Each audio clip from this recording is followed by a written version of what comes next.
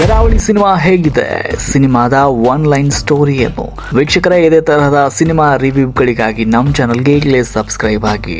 ಕೋಟಿ ರೂಪಾಯಿ ಖರ್ಚು ಮಾಡಿ ದುಬಾರಿ ಬೆಲೆಯ ಕೋಣಗಳನ್ನು ತಂದು ಅವುಗಳನ್ನ AC ರೂಮ್ನಲ್ಲಿಟ್ಟು ರಾಜಾತಿರಾಜನಂತೆ ಸಾಕಿ ಕಂಬಳದ ಕರೆಯಲ್ಲಿ ಗೆದ್ದು ಬೀಗಬೇಕು ಅಂತ ಹಂಬಲಿಸುವ ಒಂದಿಷ್ಟು ಶ್ರೀಮಂತ ಅಹಂಕಾರಿಗಳು.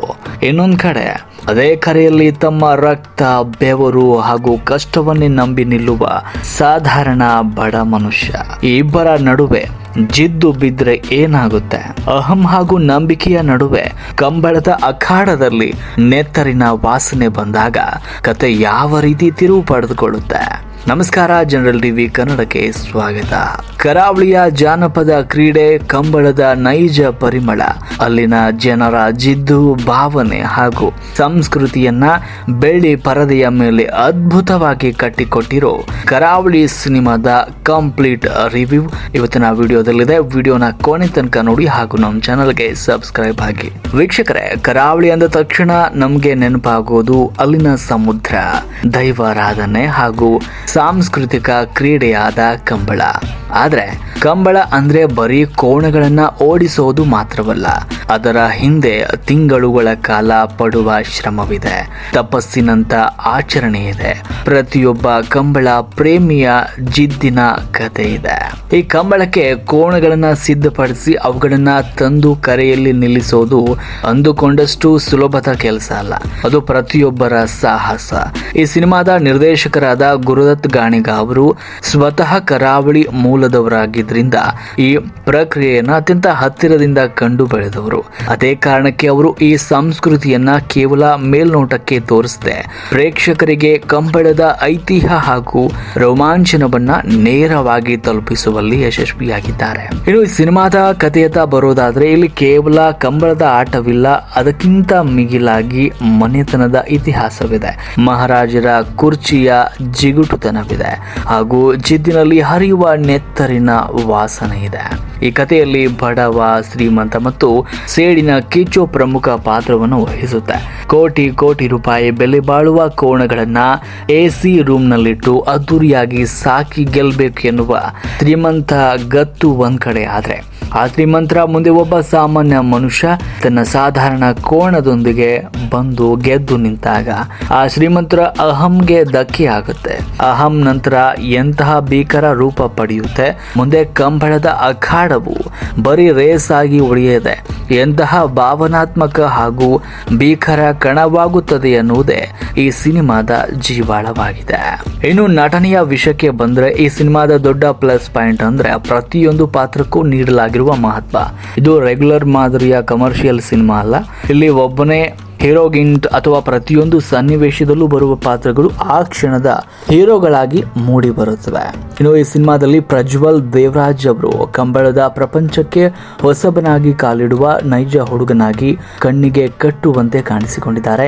ಪಾತ್ರಕ್ಕೆ ಸ್ವಂತ ಧ್ವನಿ ಇಲ್ದಿದ್ರೂ ಅವರ ಕಣ್ಣುಗಳ ಅಭಿನಯ ತೀವ್ರತೆಯನ್ನ ಕಾಯ್ದುಕೊಂಡಿದೆ. ಇನ್ನು ರಾಜ್ ಬಿ ಶೆಟ್ಟಿ ಅವರು ಮಾವೀರ ಪಾತ್ರದಲ್ಲಿ ರಾಜ್ ಬಿ ಶೆಟ್ಟಿ ಅವರು ನಟಿಸಿದ್ದು ಕರಾವಳಿಯ ಮಣ್ಣಿನ ಗುಣವನ್ನ ತಮ್ಮ ಅಭಿನಯದಲ್ಲಿ ಸಂಪೂರ್ಣವಾಗಿ ಇಳಿಸಿಕೊಂಡಿದ್ದಾರೆ. ಅವರ ಪಾತ್ರದ ವ್ಯಾಪ್ತಿ ಇನ್ನಷ್ಟು ಇರಬೇಕಿತ್ತು ಅಂತ ಅನಿಸುತ್ತೆ.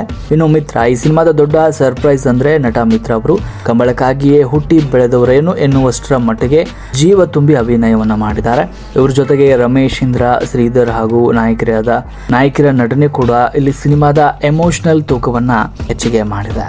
ಇನ್ನು ಟೆಕ್ನಿಕಲ್ ಮೇಕಿಂಗ್ ಮತ್ತು ಛಾಯಾಗ್ರಹಣ ವಿಷಯಕ್ಕೆ ಬಂದ್ರೆ, ಕರಾವಳಿ ಬರೀ ಕಂಟೆಂಟ್ ಸಿನಿಮಾ ಅಷ್ಟೇ ಅಲ್ಲ, ಇದೊಂದು ಅದ್ಭುತ ಮೇಕಿಂಗ್ ಸಿನಿಮಾ ಕೂಡ ಹೌದು. ಸಿನಿಮಾದಲ್ಲಿ ಮಾತುಗಳು ಕಮ್ಮಿ, ಆದ್ರೆ ದೃಶ್ಯಗಳು ಮಾತನಾಡುವ ಭಾಷೆ ಹೆಚ್ಚಾಗಿದೆ. ಕರಾವಳಿಯ ಪ್ರಕೃತಿ, ಕಂಬಳದ ಕರೆಯ ಧೂಳು, ಕೆಸರು, ನೀರು ಮತ್ತು ರೇಸ್ನ ರೋಚಕತೆಯನ್ನ ಛಾಯಾಗ್ರಾಹಕ ಅಭಿಮನ್ಯು ಸದಾನಂದನ್ ಅವರು ತಮ್ಮ ಕ್ಯಾಮೆರಾದಲ್ಲಿ ಸೆರೆ ಹಿಡಿದಿರುವ ರೀತಿ ನಿಜಕ್ಕೂ ಕೂಡ ಅದ್ಭುತವಾಗಿರುವಂಥದ್ದು. ಪ್ರತಿ ಫ್ರೇಮ್ ಕೂಡ ಪ್ರೇಕ್ಷಕನನ್ನ ಚಿತ್ರಮಂದಿರದಲ್ಲಿ ಕೂತು ಕರಾವಳಿಗೆ ಕರೆದೊಯ್ಯುತ್ತೆ. ಇನ್ನು ನಿರ್ದೇಶಕ ಗುರುದತ್ ಗಾಣಿಗ ಅವರು ಜಿಡ್ಡಿನ ತೀವ್ರತೆಯನ್ನ ಹೆಚ್ಚಿಸಲು ಕೆಲವು ನೈಜತೆಗೆ ದೂರವಾದ ದೃಶ್ಯಗಳನ್ನ ಸೇರಿಸಿದ್ರೂ ಕೂಡ ಪ್ರೇಕ್ಷಕ ಸಿನಿಮಾದ ಜೊತೆಗೆ ಹೆಜ್ಜೆ ಹಾಕುವಂತೆ ಮಾಡುವಲ್ಲಿ ಸಂಪೂರ್ಣವಾಗಿ ಯಶಸ್ವಿಯಾಗಿದ್ದಾರೆ ಅಂತಾನೆ ಹೇಳ್ಬೋದು. ಇನ್ನು ಈ ಸಿನಿಮಾವನ್ನ ಒಟ್ಟಾರೆಯಾಗಿ ನೋಡಿದಾಗ ನಮಗೆ ಎದ್ದು ಕಾಣುವ ಪ್ರಮುಖ ಪ್ಲಸ್ ಹಾಗೂ ಮೈನಸ್ ಅಂಶಗಳೇನೆಂದ್ರೆ ಕಂಬಳದ ನೈಜ ವಾತಾವರಣ ಮತ್ತು ಸಂಸ್ಕೃತಿಯನ್ನ ಅದ್ಭುತವಾಗಿ ತೆರೆ ಮೇಲೆ ತಂದಿರುವುದು ಕೂಡ ಇಲ್ಲಿ ಪ್ಲಸ್ ಪಾಯಿಂಟ್. ಇನ್ನು ಶ್ರೀಮಂತ ಹಾಗೂ ಬಡವರ ನಡುವಿನ ಅಹಂ ಹಾಗೂ ಜಿದ್ದಿನ ಆಸಕ್ತಿದಾಯಕ ಕಥಾಹಂದರ ಇದೆ. ಅಭಿಮನ್ಯು ಸದಾನಂದನ್ ಅವರ ಅತ್ಯುತ್ತಮ ಛಾಯಾಗ್ರಹಣ, ಪಾತ್ರಗಳ ನಟನೆ ಇಲ್ಲಿ ಪ್ಲಸ್ ಪಾಯಿಂಟ್ ಅಂತಾನೆ ಹೇಳ್ಬೋದು. ಇನ್ನು ಕೆಲವೆಡೆ ಕಥೆಯ ತೀವ್ರತೆಗಾಗಿ ಸೇರಿಸಲಾಗಿರುವ ದೃಶ್ಯಗಳು ಹಾಗೂ ನೈಜತೆಗೆ ಕೊಂಚ ದೂರ ಅನಿಸುತ್ತವೆ. ಕೆಲವು ಮುಖ್ಯ ಪಾತ್ರಗಳು ಅಂದ್ರೆ ಉದಾಹರಣೆಗೆ ರಾಜ್ಬಿ ಶೆಟ್ಟಿ ಅವರ ಪಾತ್ರದ ವ್ಯಾಪ್ತಿ ಇನ್ನಷ್ಟು ಜಾಸ್ತಿ ಇರಬೇಕು ಅಂತ ನನ್ನ ಅಭಿಪ್ರಾಯ. ಇನ್ನು ಕೊನೆಯದಾಗಿ ಹೇಳ್ಬೇಕಂದ್ರೆ ಕರಾವಳಿ ಕೇವಲ ಒಂದು ಕಂಬಳದ ಕಥೆಯಲ್ಲ, ಇದು ಮಣ್ಣಿನ ವಾಸನೆ, ಅಲ್ಲಿನ ಸಂಸ್ಕೃತಿ ಹಾಗೂ ಜಿದ್ದು ಮತ್ತು ಕರಾವಳಿಯ ಅದ್ಭುತ ಸಂಸ್ಕೃತಿಯ ಪ್ರತಿರೂಪವಾಗಿದೆ. ಜಾನಪದ ಕ್ರೀಡೆಯ ಹಿನ್ನೆಲೆಯ ಸಿನಿಮಾಗಳನ್ನ ಇಷ್ಟಪಡೋರಿಗೆ ಇದೊಂದು ಖಂಡಿತವಾಗಿಯೂ ಕೂಡ ನೋಡಲೇಬೇಕಾದಂತ ಸಿನಿಮಾ. ವೀಕ್ಷಕರೇ, ನಿಮಗೂ ಕಂಬಳದ ಬಗ್ಗೆ ಅಥವಾ ಈ ಸಿನಿಮಾದ ಬಗ್ಗೆ ಏನ್ ಅನಿಸುತ್ತೆ? ನೀವು ಈ ಸಿನಿಮಾ ನೋಡಿದ್ರೆ ನಿಮ್ಮ ನೆಚ್ಚಿನ ಪಾತ್ರ ಯಾವುದು? ಕಮೆಂಟ್ ನಲ್ಲಿ ತಪ್ಪದೆ ತಿಳಿಸಿ. ವಿಡಿಯೋ ಇಷ್ಟವಾಗಿದ್ರೆ ಲೈಕ್ ಮಾಡಿ, ನಿಮ್ಮೆಲ್ಲ ಸಿನಿಮಾ ಪ್ರೇಮಿಗಳೊಂದಿಗೆ ವಿಡಿಯೋನ ಶೇರ್ ಮಾಡ್ಕೊಳ್ಳಿ. ಹಾಗೆ ಇದೇ ತರಹದ ಕಂಟೆಂಟ್ಗಳಿಗಾಗಿ ನಮ್ಮ ಚಾನಲ್ಗೆ ಈಗಲೇ ಸಬ್ಸ್ಕ್ರೈಬ್ ಆಗಿ ಹಾಗೂ ಪಕ್ಕದಲ್ಲಿರುವ ಬೆಲ್ ಐಕಾನ್ ಕ್ಲಿಕ್ ಮಾಡಿ. ಆಸಕ್ತಿದಾಯಕ ವಿಡಿಯೋಗಳೊಂದಿಗೆ ಮತ್ತೆ ಮುಂದಿನ ವಿಡಿಯೋದಲ್ಲಿ ಸಿಗ್ತೀನಿ. ನಮಸ್ಕಾರ.